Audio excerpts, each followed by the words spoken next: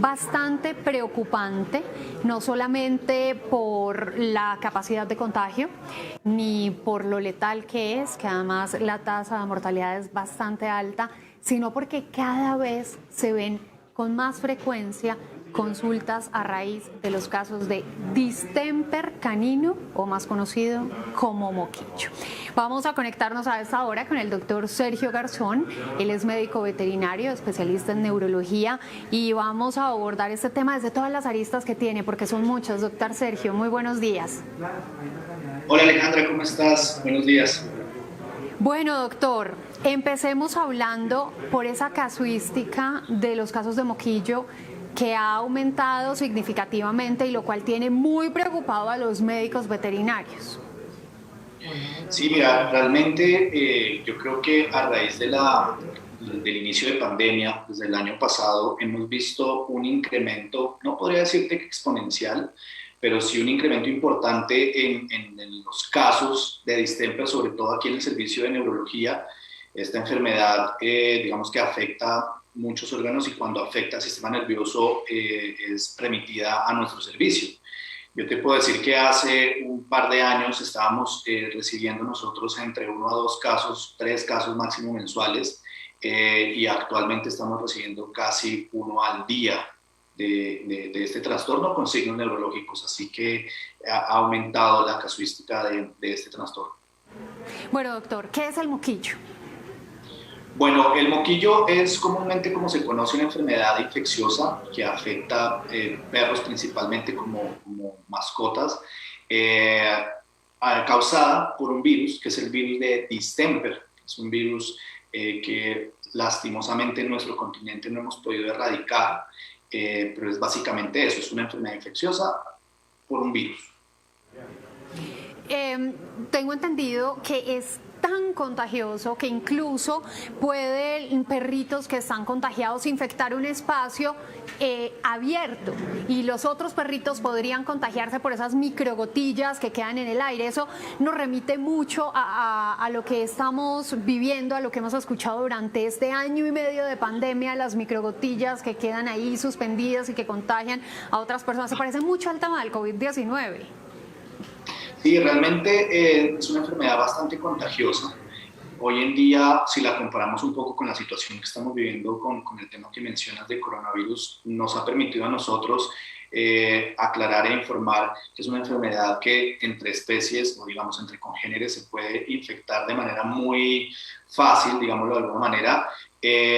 Afortunadamente es un virus al igual que el COVID que se muere fácilmente en el ambiente, pero hay una condición que incluso es la misma que sucede con esta enfermedad y es que los pacientes pueden ser asintomáticos y transmitir la enfermedad. Entonces, no necesariamente si un perro está en contacto con otro que no tenga síntomas, puede estar uno tranquilo.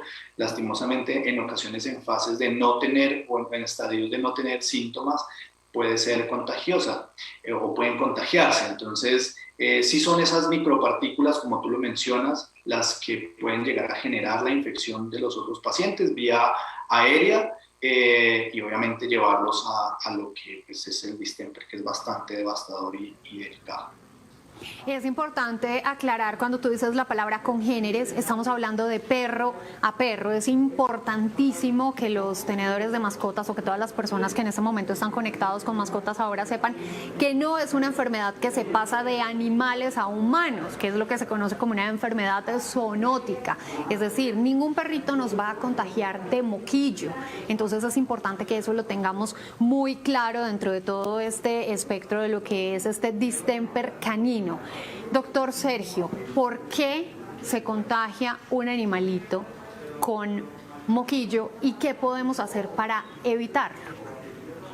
Bueno, realmente lo que tú estabas mencionando, para complementar el tema de no ser zoonótico, eso es, digamos que importante para el ser humano, pero hay que tener en cuenta que algunas especies de fauna puede llegar a infectarse, entonces a veces cuando sacan a los perritos a caminar y pueden tener esta enfermedad, digamos que podría afectar osos, se ha visto osos afectados, y nosotros que estamos en un área como muy de fauna o andina hay que tener mucho cuidado con eso, o los hurones también se pueden infectar, felinos salvajes. Entonces me parece como importante tener eso en cuenta, porque son especies que incluso en algunos países han acabado, esta enfermedad ha acabado con algunas especies en peligro de extinción, etcétera.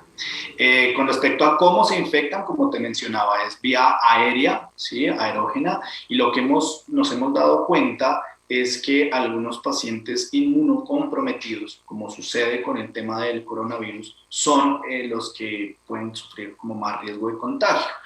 Anteriormente se creía que era solamente los cachorros los que se infectaban con esta enfermedad, entonces el grupo, como la población medio predispuesta, eran cachorros de menos de 6 meses, pero hoy nos hemos dado cuenta que pacientes entre 5 años o pacientes de 9 años o incluso de 14 podrían infectarse. Por eso es tan importante la vacunación. Como te menciono, es vía aérea, y lo que hemos notado es que sí hace parte como de los pacientes inmunocomprometidos los del grupo más sensible, por eso pacientes de fundaciones o los de rescate son como los que más vemos nosotros con ese trastorno. Pero también se da el caso de perros de la casa que se contagian de moquillo. Sí, sí, tal cual. Sí, digamos que acá hay un tema un poco complejo, y es que es una enfermedad infecciosa que lastimosamente, o digamos por parte de medicina veterinaria en nuestros países suramericanos o en el continente suramericano, no se ha podido investigar a fondo. Si bien es una enfermedad que lleva muchos años, estamos hablando de una enfermedad de más de 100 años en el mundo, siguen habiendo variantes que no se han podido aislar completamente. Nosotros dependemos mucho de la producción de vacunación americana o europea, pero no se han desarrollado vacunas en esta parte del mundo, en este continente. Entonces no tenemos claro si para las variantes o las cepas que tenemos de este virus las vacunas son totalmente eficientes o no se tiene esa información. Eso hace que algunos pacientes, incluso como tú mencionas, de casa, que estén con un plan vacunal completo, puedan verse sometidos a esta enfermedad. Creo que acá se parece también bastante al tema del COVID-19, donde se nos ha aclarado una y otra vez que incluso teniendo vacuna y un esquema de vacunación completo, podríamos contraer COVID-19. Las variables son muchas, pero en el caso del moquillo, cuando un perrito que tiene el cuadro de vacunación completo se contagia con moquillo, pasa lo mismo que con el COVID-19, que los síntomas pueden ser más suaves y se evita la muerte del perrito. Sí, digamos que sin duda la vacunación es la clave para la prevención de las enfermedades infecciosas, por lo menos las que tienen vacunas. Pero lo que hemos notado, vuelvo te digo esto de una manera anecdótica porque no hay mucha investigación, es que no hemos visto diferencias. Pacientes que han estado con el plan completo de vacunación, que incluso nosotros mismos hemos colocado, tienen síntomas devastadores. Una gran diferencia, para que la gente no se angustie, digamos, con el tema del COVID-19, es que no es una enfermedad con una mortalidad, el COVID, como la que es el distemper, porque es que con distemper estamos hablando de un 95-98% de los pacientes en fase neurológica que fallecen, versus a lo que pasa con COVID, que es mucho más bajo. Entonces, con respecto al tema de vacunación, lastimosamente no hemos visto que los que se enfermaron y tenían vacunas tengan menos síntomas. No, lo que sí es claro es que si se vacunan y no les da o esta variante o tienen un sistema inmunológico sólido, pues no les va a dar la enfermedad. ¿Sí? Correrían menos riesgo, pero no es una excepción y lo estamos viendo cada vez más. Hace falta más investigación y desarrollo en nuestro continente, en nuestro país frente a ese tema, ¿cierto, doctor? O sea, hay una ausencia de una mirada juiciosa frente a este tema. Sí, total. Lastimosamente, y pues para nadie es un secreto, el tema de medicina veterinaria en nuestro país y en el continente se ha aislado mucho, incluso al Ministerio de Salud. medicina veterinaria no corresponde al Ministerio de Salud, y al final del día uno se da cuenta que es una profesión que tiene mucho que ver con salud pública, así que pues, muchas veces nos toca a nosotros como médicos veterinarios recurrir a nuestros propios recursos o a investigación propia de evaluación de ensayos clínicos para probar tratamientos, las pruebas diagnósticas, etcétera. Así que ha sido más por mano propia que hemos intentado darle solución a estas enfermedades, sobre todo a esta que es tan grave. Hablemos entonces de la vacunación. Es como esa punta de lanza frente a este tema para controlar la propagación, también las variables. ¿Qué se considera como un correcto calendario de vacunación contra el moquillo en los perros?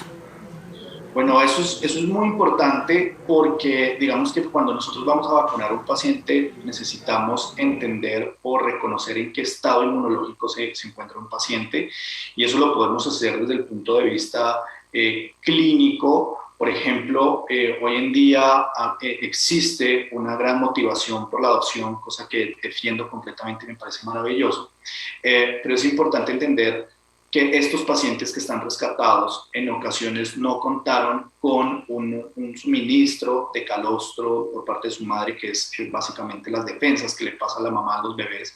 Entonces, en estos casos uno tiene que hacer como una vacunación personalizada, uno tiene que entender cuántas dosis o cuál debería ser el plan o cuándo empezar el plan. Digamos que todo esto es un poco más extenso, y el médico veterinario es el que se encarga de tomar esas decisiones y tener el criterio de cuándo vacunar y cuándo no, o con qué o en qué momento, porque por ejemplo, en este caso que te digo de los pacientes que están inmunocomprometidos, pues tal vez uno lo que hace es dar refuerzos inmediatos apenas el paciente es adoptado, versus uno que tiene una mamá que le dio suficiente calostro, tiene que esperar unos 10 semanas, porque en ocasiones se cruzan las vacunas con las defensas que pasó la mamá por la leche. Entonces hay que tener muy en cuenta como estos criterios, como te mencionó, inmunológicos para realizar una vacunación responsable. Lo segundo es que tiene que ser, como ya lo menciono, por el médico veterinario. En nuestro país existen leyes que permiten que ciertos profesionales no de la salud o en ciertos sitios se coloque vacunación. Y esto me parece que también es un tema un poco delicado porque pues, las vacunas tienen que colocarlos los médicos. Entonces se ha abierto la posibilidad para que estas cosas pasen, para que no sea un médico el que la coloque, y creo que ahí estamos fallando en continente porque en otros países de Latinoamérica sucede, llevando a que no tengamos un control real de la vacunación y, como tú dices, pues estemos cojos en ese sentido. Adicionalmente hay que controlar muy bien la cadena de frío. Mira lo que ha sucedido con vacunas de COVID-19 que lastimosamente porque cambiaron, no sé, se cambió muy rápido de temperatura o no se cumplieron con esos parámetros de temperatura, las vacunas se perdieron, y en ocasiones no tenemos un control real de esa situación, y creo que es lo que genera que uno tenga una mala percepción de la efectividad de una vacuna, y es porque tal vez no tenemos control completo de las mismas. Así que el tema de vacunación es bastante delicado y pues lo que tú mencionas es muy, muy importante. La vigencia de los lotes, la cadena de frío, la cantidad, porque no se le pone lo mismo, supongo yo, a un perrito de 3 meses que a un perrito que ya tiene 5 años y que tiene un plan de vacunación anual. Y en eso también hay que hacer hincapié. Esto no es una vacuna de una única vez en la vida, ¿no es cierto, doctor?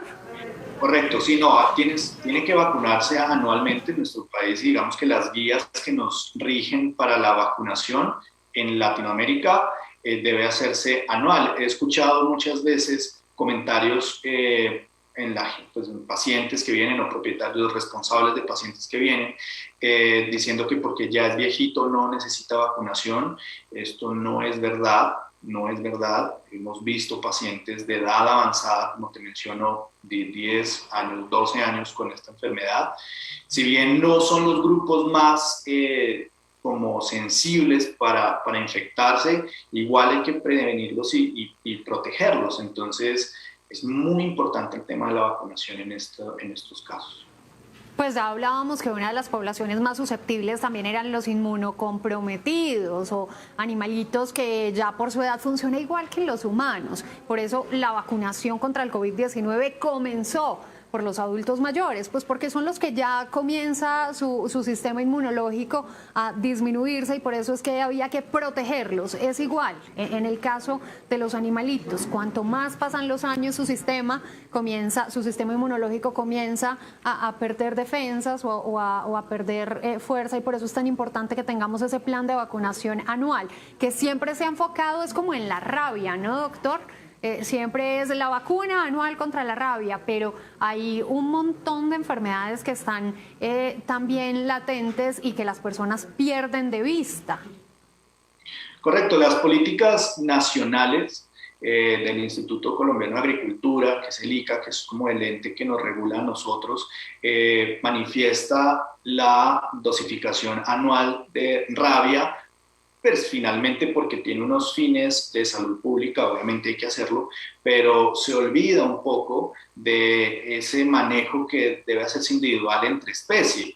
Entonces, obligatoriamente uno debería vacunar contra rabia, pero considero que obligatoriamente debería hacerse vacunación para el resto de enfermedades, porque no solamente estamos hablando de distemper, sino que también hablamos de enfermedades como la leptospirosis, que es una enfermedad zoonótica.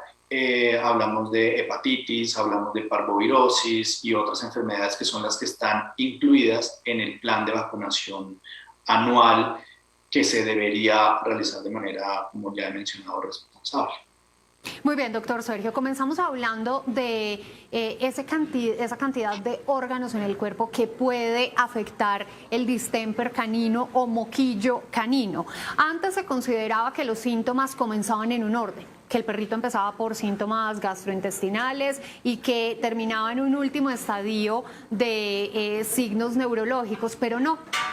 Ha ido cambiando bastante y eso hace también que los tenedores de mascotas se despisten un poco, porque además hay muchos síntomas que están asociados a cualquier otra enfermedad, el vómito y la diarrea y el desaliento que presentan los perritos, por ejemplo.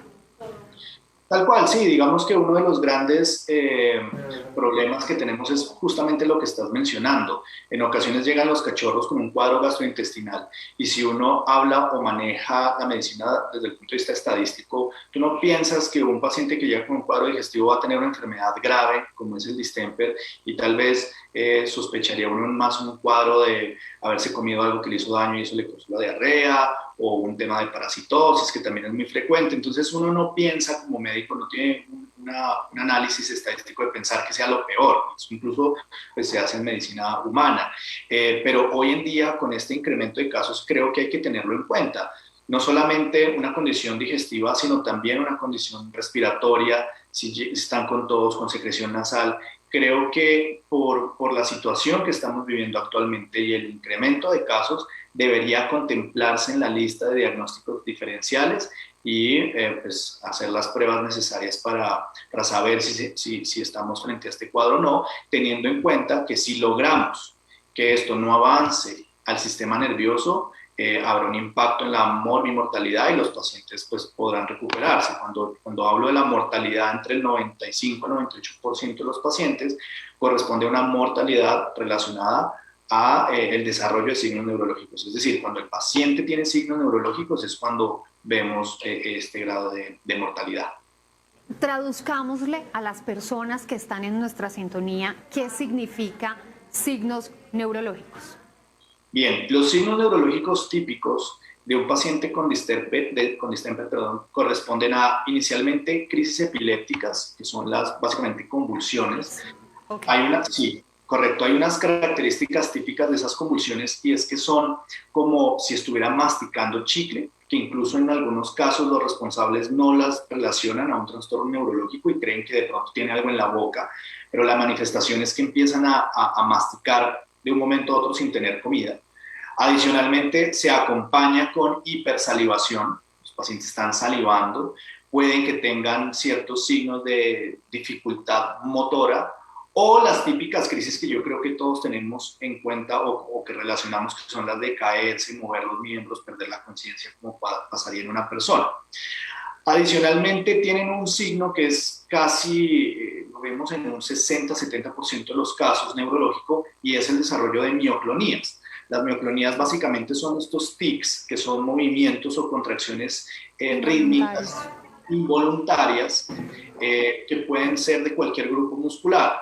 Músculos masticatorios son los que están en la cabecita, músculos de los miembros, en ocasiones en un costado, también corresponden a un trastorno neurológico, el estado mental alterado, que no quieran comer, que tengan incoordinación en la marcha. Realmente es un trastorno o es una enfermedad que lleva a una manifestación neurológica múltiple, en donde dependiendo del área del sistema nervioso que esté afectado, pues uno va a ver la manifestación clínica. Pero estos que te comento, incoordinación, mioclonías o tics, y el desarrollo de crisis epilépticas son como los más frecuentes en la práctica diaria.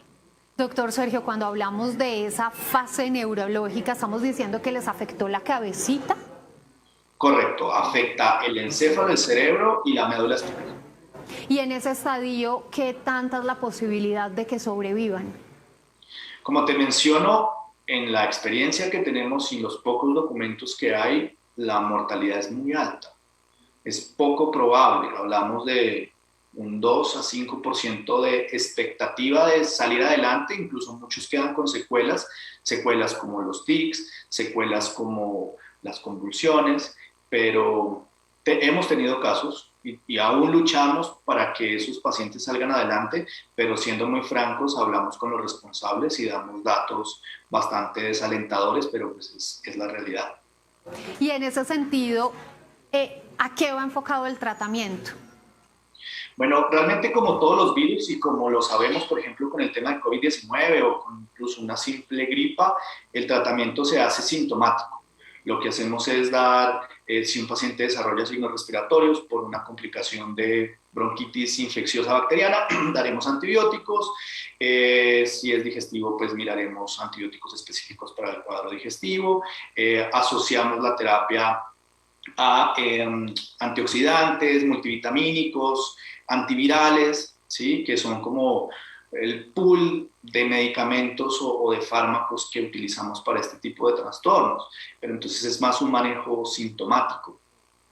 Exacto, no es un tratamiento contra el moquillo, sino contra los síntomas asociados a los órganos que puede afectar esta enfermedad. Y esa tasa tan bajita que sobrevive, ¿cómo es el resto de su vida? ¿Son animalitos que quedan con algún tipo de secuela, que viven cómo, que hay que estar atentos a qué? Y realmente la mayoría quedan con secuelas, como te mencionaba, como los tics. En ocasiones esto molesta mucho a los responsables porque lo asocian a posible dolor por el movimiento involuntario. No hemos encontrado relación con que esto genere dolor. Sobre todo en los que quedan como secuela pueden vivir sin problema. Algunos quedan con algo de déficit motor, algunos quedan con crisis epilépticas que deben ser manejadas con medicamentos antiepilépticos. Pero son básicamente las secuelas de una enfermedad infecciosa como es el distemper en el sistema nervioso.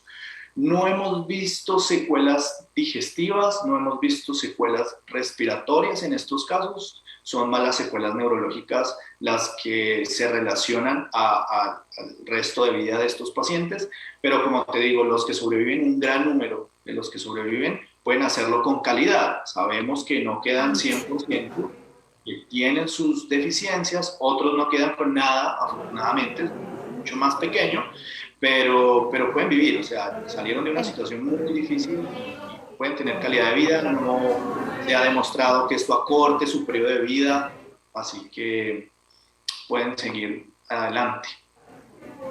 Eso es lo más importante, o sea, que los que sobreviven a esta letal enfermedad puedan tener calidad de vida. ¿Y en qué se traduce calidad de vida? ¿Cómo por parte de los tenedores podemos garantizarles eso a ellos, doctor Sergio?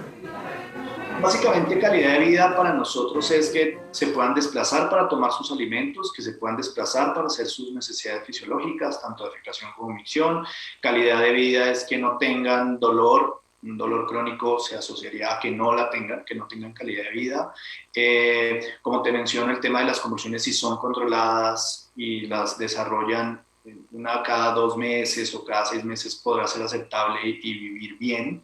Es básicamente eso, que cuando lleguen los responsables ellos los reconozcan, le muevan la colita, bueno, como todo lo que queremos nosotros para nuestras mascotas. Eso sería calidad de vida. Bien, doctor, el panorama pareciera muy desalentador, realmente es un tema que nos tiene que preocupar y ocupar, pero ¿cuál es el llamado ya para finalizar a todos los tenedores de animalitos de compañía, de perritos? Porque aquí hay que aclarar, esto no es a gaticos domésticos, no a felinos domésticos. Entonces, ¿cuál es el llamado a los tenedores de perritos para que podamos tratar de luchar todos juntos contra el moquillo, contra el distemper canino? Sí, considero que lo que tú mencionabas, la punta de la lanza es la vacunación, como nos está pasando actualmente con el COVID-19. Yo creo que si hacemos vacunación responsable y entendiéndose como responsable, dirigiéndose a un centro médico, clínica veterinaria, siempre con la asesoría de un profesional en la salud, para hacer la vacunación o para realizar la vacunación, creo que es primordial. Segundo, ante cualquier eventualidad, sobre todo el tema de en los rescates, hoy en día que todos o la gran mayoría estamos con esta tendencia a la adopción, si recibo un cachorro de una fundación, hacer exámenes, llevarlos a vacunación con los médicos veterinarios, tomarse tal vez unos días de cuarentena cuando los rescatamos, porque a veces introducimos inmediatamente a estos nuevos acompañantes de la familia en contacto con los otros perritos, y hemos tenido la mala experiencia de pacientes que tenían la enfermedad y se la transmitieron a los perros de casa. Entonces, como hacer como este ingreso de una manera un poco más cauta, si llegan a tener signos de diarrea o cuadro respiratorio, pensar o sospechar, no siempre pensar mal, pero hoy en día estamos teniendo una alta casuística de esta enfermedad, entonces considero que hay que tenerse en cuenta, comentárselo al médico veterinario, como, oiga, tuvo tos, ¿será que puede ser moquillo? Para que seamos nosotros los que completemos el diagnóstico y pues si sale positivo iniciemos un tratamiento, pero es básicamente eso, o sea, no pensar que no es distemper porque estamos en un cuadro, en una situación de epidemia, y la vacunación de los viejitos, de los jóvenes, de los cachorros, todos asesorados por un médico veterinario, pues para lograr, digamos, que disminuir la casuística de esta enfermedad. Exactamente, la responsabilidad acá es de todos los actores de la cadena y que esto sirva también, doctor Sergio Garzón, para hacer un llamado a las autoridades pertinentes, porque no estamos exentos de que esto se convierta en una enfermedad zoonótica, no se han aislado una gran cantidad de variables, no se ha mirado de verdad el panorama completo de lo que puede ser esto. Hoy en día estamos viendo una incidencia cada vez mayor de casos y no sabemos hasta dónde puede llegar esto, así que esto es un llamado para todos, reiteramos, para tenedores, para médicos veterinarios, pero sobre todo para autoridades sanitarias, para que le pongan el ojo al tema. Doctor Sergio Garzón, un placer haberlo tenido acá, le mandamos un fuerte abrazo. El doctor Sergio es médico veterinario especialista en neurología y hoy nos hablaba acerca de esa palabra que es como el coco para los tenedores de perritos, que es el moquillo. Un fuerte abrazo, doctor, muchísimos éxitos. Muchas gracias, que tengas un buen día. Y a ustedes muchísimas gracias por habernos acompañado en este espacio. El mensaje está más que reforzado. Cuidado, mucho cuidado. Es mejor siempre prevenir que lamentar.